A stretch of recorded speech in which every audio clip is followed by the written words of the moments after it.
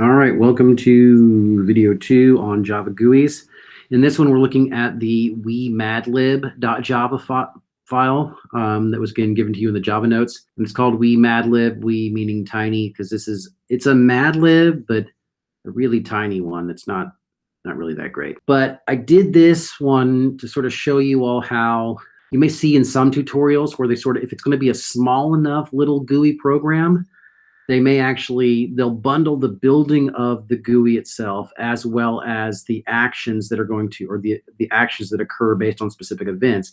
They'll bundle it all together, okay? And so you may see this done sometimes. It's sort of like sometimes people will put multiple classes in the same .java file. It can be done, and there are sometimes reasons for doing it, especially if it's really tight and lean, but often it's considered better form to sort of break it apart into separate classes. We're sort of bundling everything together because this is a small enough program. And again, you'll see examples like this. I don't want you to think those examples are the only way of doing it. It's just a way of doing it. So we'll go ahead and open up that program. So nano space WeeMadLib.java. All right. And then one of the first things you may note, of course, we're importing the same things we did with custom GUI, but one important note is that we are importing java.awt.event.star. And that's to bring in so AWT gave some functionality, but specifically we want to be able to catch event classes. And events are anytime something occurs, so a button is pressed, focus changes, a list option is selected, something's typed into a text field, any of those something's clicked on, hovered on, all of those things trigger events. And what you want to be able, you're bringing in those events so that you'll be able to catch those events or tie events to specific components, catch those events, and then crack them open, because each of those events is an object that contains information about when did this occur, what triggered it, all that sort of stuff. Think of it almost like exceptions or error messages. We've talked about those before. So it's the same concept because in Java, everything is an object, or everything's a class that you can build objects of.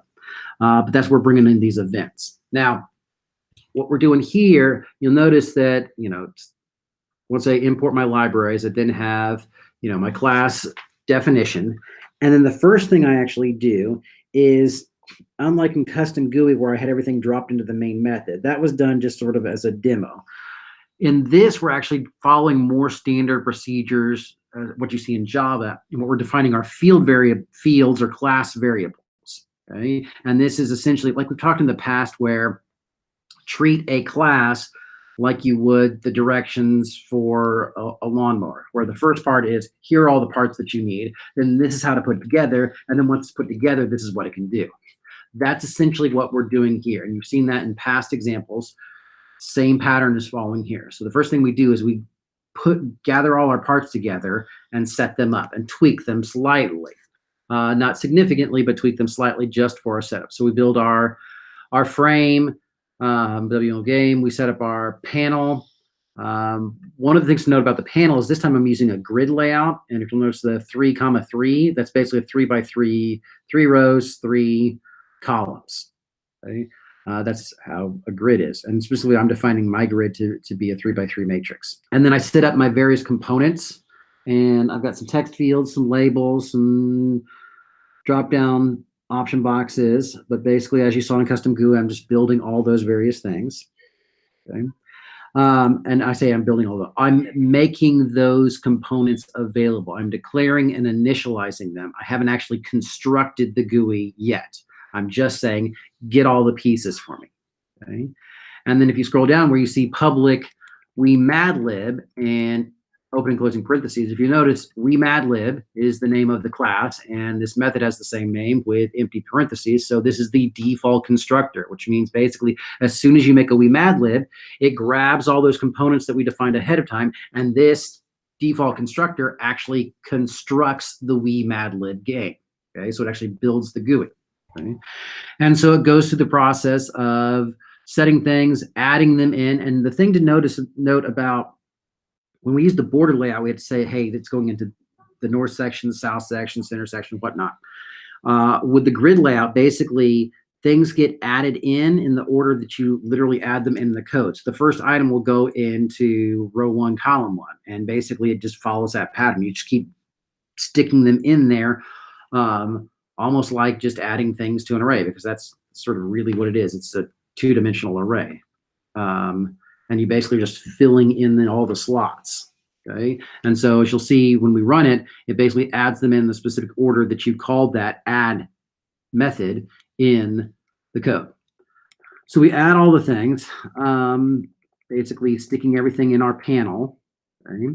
And then you'll notice one major difference here.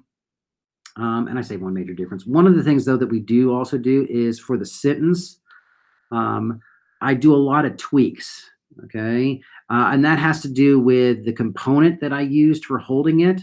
I wanted it to appear differently, and so that's why I did it this way, where I took that sentence component and basically I tweaked it, okay, so that it wasn't opaque. So I wanted to make it look differently than it originally did, and just sort of show you all how you can make significant changes to make the content in there appear differently.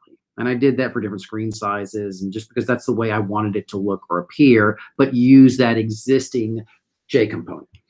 So, and then also unique in this one, the past time, or the past video, in custom GUI, we just built the GUI. In this, we're actually adding what are called action listeners. Okay, and you may have noticed, I sort of skipped over it originally, but when we defined class WeeMadLib, there's an important line up there too, which is class WeeMadLib implements action listener. So if you remember back to before spring break, when we were talking about implement, extends defines a child-parent relationship, but implements basically says, I promise to implement whatever's defined in an interface. And an interface essentially acts like an abstract class. It's not the same as an abstract class, but it basically, the interface says, these are methods that if you say that you're going to implement this interface, then here are methods that you must have in your class, and you must fill out the body of the method, not just have the name. Okay. And as you'll see here shortly, when we implemented action listener, and you can actually look at the documentation, there's only really one method in action listener. If you implement that interface, you promise to have an action performed method. Okay. And when we say that, object, subject, clear and exit, when we're adding action listeners, you can actually have your action listeners, or the thing that implements the action listener interface, that can be in a completely separate class. And that's how it'll be structured when we look at the things in the next video. But in a lot of things where they bundle everything together, when you see this, again, that refers back to the existing class. Okay? Basically, it's saying, hey, don't look outside at some other file to figure out what action listener is tied to this. Instead, look back at this actual piece of code, because later on, it's going to tell you what events occur and what to do. Okay? And that's because, again, WeeMadLib implements action listener. Okay? So it's basically promising to perform as an action listener, which is why we can use this keyword in there. Okay? As we'll see later on, it can be done different ways. It's just when you're tightening everything up in one single file, you'll see this approach used. Okay? This basically just says, look back here to figure out what happens when an action occurs on this component. Okay? Or an event is triggered by this component. All right? So we add those, and then again, same pattern of once we've got all the components tweaked and got the components added to the panel, we then stick the panel into the frame, and we set the frame visible, and we pack it. Now, you'll sometimes see some people saying pack it, some people say don't. It basically just, it tightens things up so that if, you can read more fully on what pack does, but the best way to see what happens is to comment that line out, recompile and run it, and then see how the GUI looks slightly different. Okay. Now, sometimes that can be affected by other elements, but that's probably the best way to sort of see what it does, what pack does. You can read up on it, but just uncomment it, recompile, and watch what happens. But that's basically what that default constructor does. It just says, boom, this is how you actually construct this WeeMadLib. Okay. Then below that, we actually have This is where we're complying with the implements action listener interface. The action listener interface said that we had to have an action performed method, which is what we have here. And specifically, we're saying our action perform method takes in an action event, and we're calling it E. And the reason we're calling it E is because we're programmers, and thus we are lazy. By lazy, of course, we mean efficient. E is sufficient, just like using I for iterator for our for loops. We use E for the action event. And you even see that sometimes with the exceptions, like IOE will be an input-output exception. FNFE will be a file not found exception. But yeah, so E. And essentially what that method does, it means that, hey, if a action occurs, we catch the event, okay?